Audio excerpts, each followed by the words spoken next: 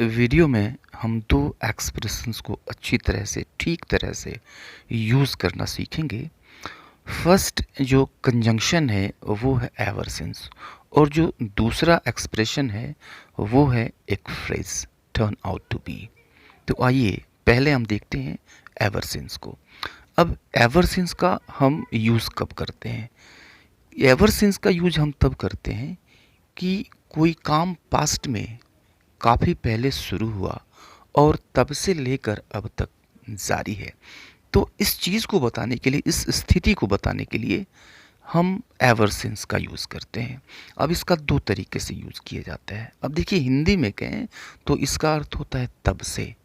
अगर तब से का सेंस ये देता है तो आप एवर सिंस को सेंटेंस के लास्ट में यूज़ कीजिए। एग्जाम्पल देखिए कि हम 2 साल पहले मिले और तब से एक दूसरे को पसंद करते हैं, राइट। तो अब देखिए, 2 साल पहले मिले, अब वहाँ से काम शुरू हुआ और अब तक उसको मैं पसंद करता चला आ रहा हूँ।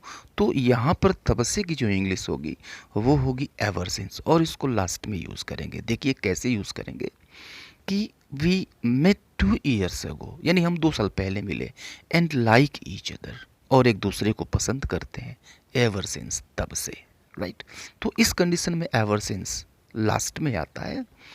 एक और सेंटेंस देखिए कि मैं पहली बार 2 साल पहले उसके घर गया और तब से वहाँ हर हफ्ते जाता हूँ। Means I first went to his house 2 years ago, यानी सबसे पहले पहली बार 2 साल पहले उसके घर गया, and go there every week, और वहाँ हर हफ्ते जाता हूँ एवर सिंस, तब से। तो अब देखिए, सिर्फ तब से का यह सेंस देता है तो लास्ट में यूज़ करें। और यह जब से तब, इसका भी अर्थ देता है, जब से तब। यानी इस तरह के सेंटेंस मिलेंगे आपको कि जब मैं सीढ़ियों से गिरा तब से मेरे पीठ में यह दर्द है। तो सीढ़ियों से गिरा, जब मैं सीढ़ियों से गिरा, राइट, उस समय दर्द शुरू हुआ, और यह पीठ का जो दर्द है वह आज भी मौजूद है। तो इसके लिए भी हम एवर सिंस का यूज़ करेंगे। तो एवर सिंस का यूज हम बीच में करते हैं, राइट। और कब करते हैं? उस सेंटेंस के ठीक पहले करते हैं जब से यह काम शुरू हुआ। कोई काम जब से शुरू हुआ उसके ठीक पहले यूज़ कर देंगे। जैसे, जब मैं सीढ़ियों से गिरा तब से मेरे पीठ में यह दर्द है। तो अब देखिए, दो सेंटेंसेस, दो क्लासेस हैं। जब मैं सीढ़ियों से गिरा, राइट, और दूसरा है तब से मेरे पीठ में दर्द है। तो यहाँ पे तब से के लिए आएगा एवर सिंस, राइट। तो अब देखिए कि यह दर्द कब से है भाई? तो जब मैं सीढ़ियों से गिरा, तो ठीक इसके पहले हम एवर सिंस का यूज़ कर देंगे।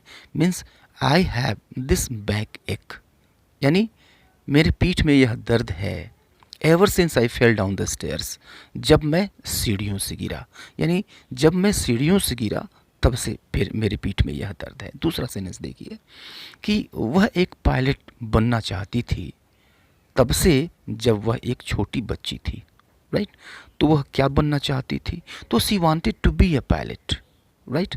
और कब से बनना चाहती थी? इसके ठीक पहले हम एवर सिंस का यूज़ करेंगे। Ever since she was a young girl.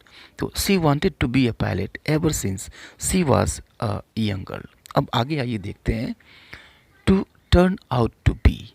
To turn out to be, अब इसकी हिंदी होती है निकला या साबित होना। यानी जब कोई चीज़ अनपेक्षित रूप से कोई और चीज़ दिख रही हो और अनपेक्षित रूप से आप उम्मीद नहीं करते हैं उस चीज़ की, और कोई दूसरी चीज़ निकल जाए, कोई दूसरी चीज़ साबित हो जाए।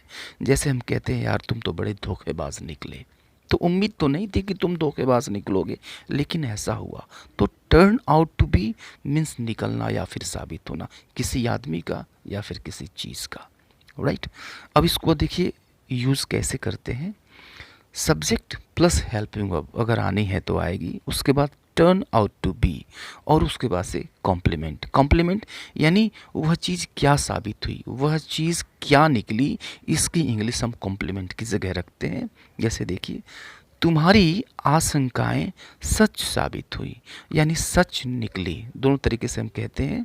Means your apprehensions turn out to be true, your apprehensions turn out to be true, यानी तुम्हारी जो आशंकाएं थी वो सही साबित हुई। एप्रीहेंशंस, आशंकाएं, राइट।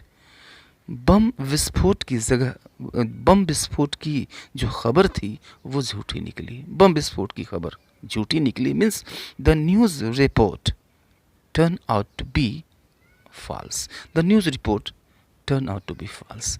और ये दो सेंटेंसेस आपके लिए हैं, just translate them and comment in the comment box. See you later in the next video.